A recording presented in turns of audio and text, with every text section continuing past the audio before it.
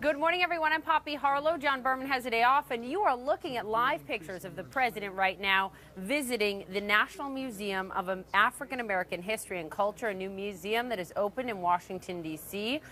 This is his visit. Next to him, you see former presidential candidate, now HUD Secretary Ben Carson, along with his wife, Candy. We're also told that South Carolina Senator Tim Scott is with the president. We're not expecting any live remarks, but of course we will monitor this and bring you more as we have it. Again, the president of the United States, Donald Trump, making a visit to this historic museum in the nation's capital, the National Museum of African American History and Culture. We'll get to more of that in just a moment, but we have a lot ahead today. The president stepping out to make this visit, and also the fact that this museum is a place that he was expected to visit a few weeks ago, right around Martin Luther King Day, but he is making the visit now. This as he's facing some accusations of cultural insensitivity because of his remarks about anti-Semitism. Overnight, his daughter, Ivanka Trump, tweeting about attacks on Jewish centers and making her voice heard. We have a lot to get to this morning. Let's begin with our Joe Johns at the White House, who has a closer look. Good morning, Joe. Good morning, Poppy. Certainly concerns that anti-Semitism could be on the rise in the United States. That tweet that you mentioned from Ivanka Trump. America is a nation built on the principle of religious tolerance. We must protect our houses of worship and religious centers. And a tweet from Hillary Clinton, of course, who ran against Donald Trump during the election. Basically, the first tweet where she's actually mentioned Donald Trump himself. It says, JCC threats, cemetery desecration, and online attacks are so troubling, and they need to be stopped. Everyone must speak out, starting with at POTUS. Now, speaking of that visit over to the African American Museum, just a short distance from the White House here, this was apparently attempted, or at least penciled into the schedule all the way back in January, as you said, but was nixed apparently by the Secret Service due to security concerns. Today, the president, accompanied by, among others, the HUD Secretary nominee Ben Carson, his wife Candy, several members of their family, Alveda King, who's a niece of the slain civil rights leader Dr. Martin Luther King, as well as Senator Tim Scott. This event apparently set up by presidential aide Omarosa Manigault after a lot of work. One source telling me without her, it certainly would not have happened. Back to you. Joe Johns reporting for us from the White House as we continue to look at these live pictures of the president making this visit. Meantime, as Joe mentioned, former Secretary of State presidential candidate Hillary Clinton calling out the president directly for the first time today on Twitter, calling on him to speak out against this wave of anti-Semitic attacks across the country. Our Deb Favorick joins me now with more on what we are seeing. Well, Poppy, as you can imagine, these Jewish community centers, they're on high alert across the country. Security has absolutely been stepped up. 11 bomb threats phoned in just yesterday. Now, this brings the total up to 69 threats at 54 Jewish community centers across the nation. The director of the JCC says he has never seen anything like this before. The JCC, of course, an organization, they serve children and the elderly and the entire community, and it's not just for people who are Jewish, but also those of other faiths. It really is a community center. Now, these so far have been hoax. The threats have been called in. They are under investigation by the FBI and other local law enforcement who are trying to get to the bottom of this. Over the weekend, we saw the desecration of something like 100 different headstones in a Jewish cemetery in Missouri. So the fear now is that the climate is becoming sort of hostile, and of course Jewish community centers, synagogues, and other facilities across the country under alert. Security there tightened. Poppy? Deborah Farrick reporting for us on all of this. Thank you very much, Deborah. Let's talk about this with our panel. With me now, Mark Preston, CNN senior political analyst, Jeffrey Toobin, CNN senior legal analyst and former federal prosecutor. Kayleigh McEnany is with us, a CNN political commentator, and Jason Johnson, politics editor at The Root and political science professor at Morgan State University. Nice to have you all with us. And Mark Preston, let me begin with you. Look, this is an important visit for the president. This also comes at a time, it's Black History Month, and a month that he has marked previously by having what he's called a listening session with African American leaders. However, you know, he was criticized a bit for that because the leaders were people that worked on his campaign, very supportive of him, Ben Carson, Omarosa, and it did not include anyone from the NAACP or the National Urban League. What does he need to do and say today? How critical is this visit? I think it's very important. You know, this is something we heard from Donald Trump throughout the campaign, where he was going to reach out to the African American community, but he did so in such an inartful way. He would say things like, such as, "What the hell do you have to lose?" when he was speaking directly to African American voters right before the election, meaning, why don't you just vote for me because the Democrats haven't done anything for you? Whenever he spoke about the issue, he primarily spoke about the need to rebuild communities, but he did so in front of all white audiences, which was certainly not the venue to do so. You know, this is very important for Donald Trump, but it's actually very easy for Donald Trump, I think, in many ways, to go out and try to reach out to the African American community. He is going to be criticized by them, no doubt about that. We saw what he did last week when he called on April Ryan, who is a reporter, a longtime White House reporter, a good friend of mine, who happens to be African American. She asked a question about the Congressional Black Caucus. He said to her, "Hey, you know, can you set up that meeting?" Which a lot of people took to mean that all black people know each other. So Donald Trump steps over his words. I think that he could do a better job of reaching out to these communities.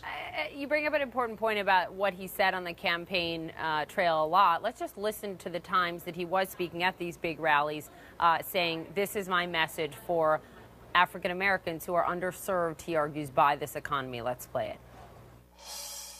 Look how much African American communities have suffered under Democratic control. To those I say the following: what do you have to lose? It is a disaster the way African Americans are living in many cases, and in many cases the way Hispanics are living. And I say it with such a deep felt feeling. What do you have to lose? All right, so Kayleigh, to you, I mean, he will point to the fact that he did win more of the African-American vote. He won 8% versus Romney winning 5%, but he could have done a lot better, and he probably wanted to do a lot better. What is it, though, that you want to see from this president, to those who Mark points to who call this disingenuous? I mean, he made a lot of those remarks at largely all white crowds. What does he need to do? I think fix the inner cities, which was his vow to folks who have been stuck in a system that has been failing them for years. And I think that starts with school choice. Betsy DeVos was a great selection. But remedying the economic conditions is the big part. You know, this is a great start, going to the museum, the executive order on HBCUs, historically black colleges and universities. But ultimately, remedying those economic conditions is what's going to win over more African-American support. You know, to Kayleigh's point, Jason, to you, when I was spending time in Cleveland, Ohio, in a district where Mitt Romney didn't win a single vote, one of the Trump supporters there, an African-American woman, told me he needs to have a town hall in inner city Cleveland. He needs to come here. And we spoke with her recently, and she was, you know, somewhat happy with the president's performance, but also disappointed that she hasn't seen that focus yet. Jason, your thoughts? Oh, sorry, yeah. Well, here's the thing, and I used to live in Cleveland. I might know that one black Trump supporter there as well. It doesn't really matter what he says because we can see what he's done. Donald Trump can go to every single museum. He can go to every single cookout. He can go to every single junior high Black History Month pageant that he wants to. But he still has Steve Bannon as his senior advisor. Steve Bannon, who supports white nationalist groups. Steve Bannon, who runs Breitbart. He still has Jeff Sessions as his attorney general. So it doesn't matter what Donald Trump says. It matters what he does policy-wise. And until he demonstrates that he has an interest in pushing through policies that would actually be beneficial to the black community, all this is just window dressing. And that's how most people are going to respond to it.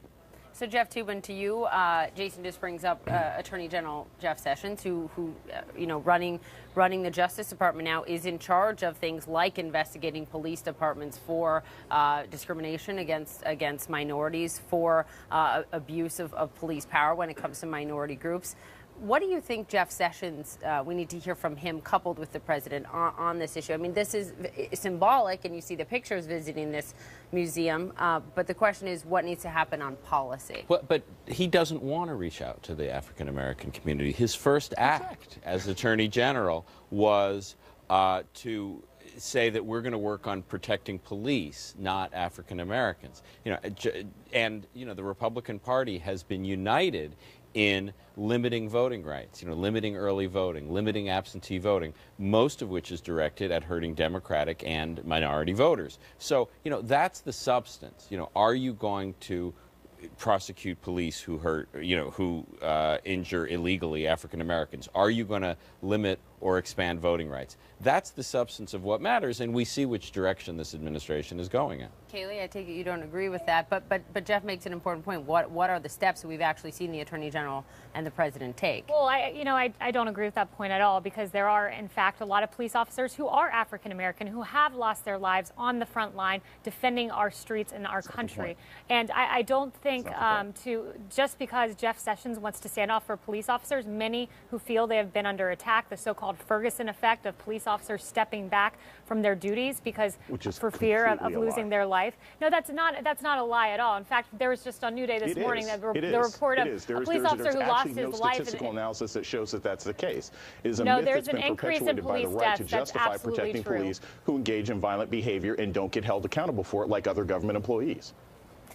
Guys, I do want to get your take on this other topic. It's very important because this wave of anti-Semitic attacks that has happened across the country that Deb Favorite just reported on. Hillary Clinton this morning, for the first time since she lost the election, calling the president out directly in her tweet. Let's pull it up. JCC threats, cemetery desecration, online attacks, so troubling, they need to be stopped. Everyone must speak out, starting with POTUS.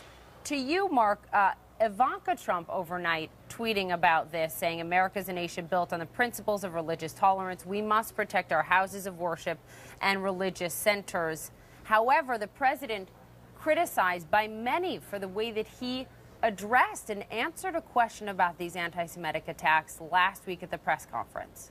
Right, so let me answer this two ways. One is we talk, when we're talking about control and influence within the White House, we talk about Ivanka Trump, we talk about her husband Jared, who both happen to be Orthodox Jews and whose children are Jewish.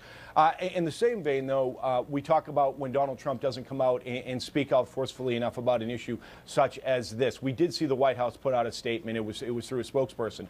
What I think happens is that Donald Trump gets challenged. And when he gets challenged, he doesn't like to be told what to do. And when he's told what to do, he doesn't say anything. And that's what I think you're seeing here. Now, I could be wrong and people could disagree with me, but I do think that Donald Trump doesn't like being told what to do. But I do think it's hard to say that he's anti-Semitic or whatever when, in fact, his closest child to him happens to be Jewish. Well, and the way he answered the question was, I'm the least racist person, et cetera, et cetera. Which is ridiculous. But he didn't address the substance of the issue. Just Jeff Tubin put a button on it for us on what the president could do legally or something substantively that you think that he could do to show not only are these attacks not okay, but here's what we as an administration are going to do to stop them. Just about the most significant resource any president has is his or her own time. And he could show up. He could go to a community center. Right. I was just in Boca Raton at a JCC, and you should see the security at this place. I mean, it's quite amazing. And, he can show up. Time. All right, guys, stay with me. We got to get a break, and we have a lot ahead this hour. Mark Preston, Jeffrey Tubin, Jason Johnson, Kaylee McEnany still ahead for us this morning. President Trump's plan to crack down on immigration this morning. We're finding out how he is going to do it. Also this.